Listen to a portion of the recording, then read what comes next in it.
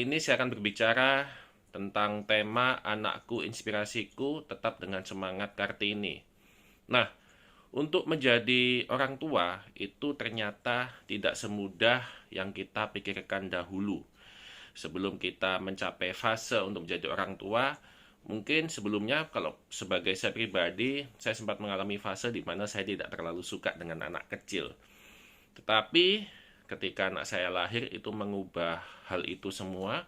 Saya menjadi seorang yang sangat menyukai anak kecil, bahkan saya mau menyelami dunia mereka. Dan akhirnya saya bisa belajar banyak bagaimana untuk bisa menjadi seorang yang lebih sabar, seseorang yang lebih baik lagi, bukan hanya untuk saya, tetapi untuk keluarga dan juga untuk anak saya khususnya.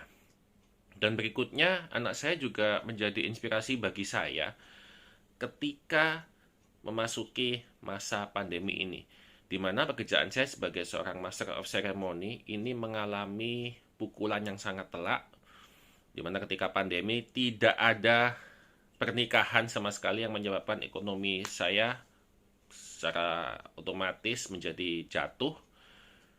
Saya sempat terpuruk waktu itu di awal-awal pandemi masuk sekitar bulan Maret ya, karena semua job bisa dibilang tercancel. Ada yang bilang pending tapi akhirnya nggak nikah, atau mungkin mereka hanya pembekatan saja. Saya sempat mengalami fase benar-benar jatuh di bawah. Dan ketika itu, saya nggak tahu apa yang harus saya lakukan. Tetapi, anak saya tiba-tiba mendatangi saya dan mengatakan sesuatu hal pada saya yang membuat saya bersemangat lagi, bahwa dia pernah berkata kepada saya, "Papa harus tetap semangat, karena masa depanku dan masa depan keluarga kita semua tergantung pada semangat papa. Kalau papa tidak berusaha, mau gimana?" Dan tiba-tiba saya juga teringat pada satu firman ya yang mengatakan bahwa Tuhan tidak pernah mencobai umatnya melebihi kemampuannya. Dan sejak itu saya berpikir, kalau saya seperti ini terus, bagaimana nasib keluarga saya? Dan karena semangat dari anak saya itu memberikan inspirasi kepada saya untuk berjuang dengan cara yang lain, mungkin tidak terlalu bagaimana, tapi paling enggak kami bisa berkarya. Dan akhirnya perlahan-lahan semoga bisa akan kembali ke kondisi yang pulih. Yang pasti untuk seluruh orang tua di Indonesia, tetap semangat, tetap sehat, terus berkarya, dan jadilah contoh yang baik, karena kita adalah cerminan bagi anak kita. Dan pasti sayangi anak kita, karena anak kita adalah inspirasi bagi kita semua. Salam sehat dan sukses, Tuhan memberkati.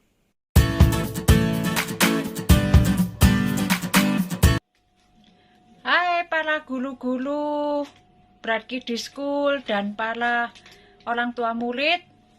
Saya Lili, saya orang tua Vanessa, mau berbagi kiat mendampingi anak selama belajar di rumah saja.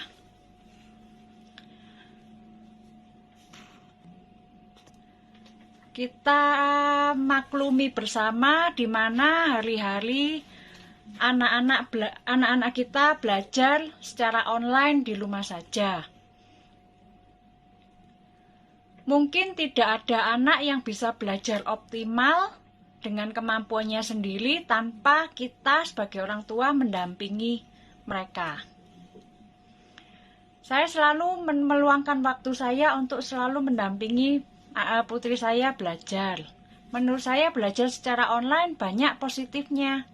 Tapi kalau tidak kita kontrol, takutnya akan mendatangkan hal-hal yang sia-sia. Oleh karena itu, saya mau berbagi atau sharing sedikit kepada orang tua dalam menghadapi anak kita selama belajar online.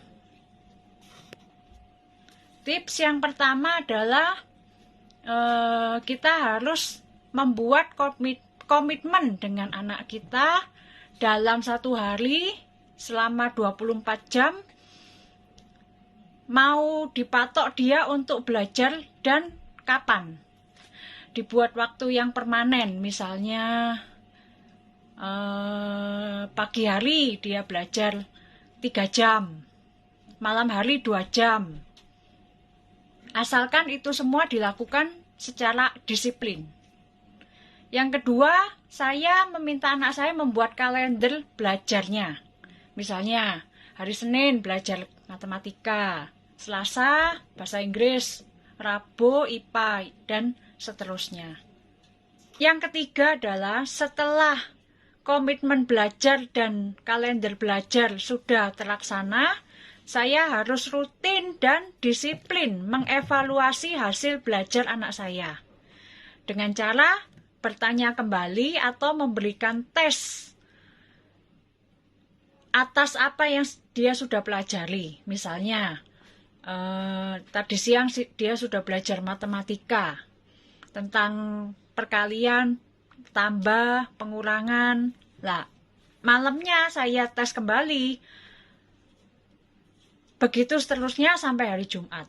Ketika hasil belajar itu memuaskan dan menunjukkan bahwa apa yang dia pelajari sudah bisa,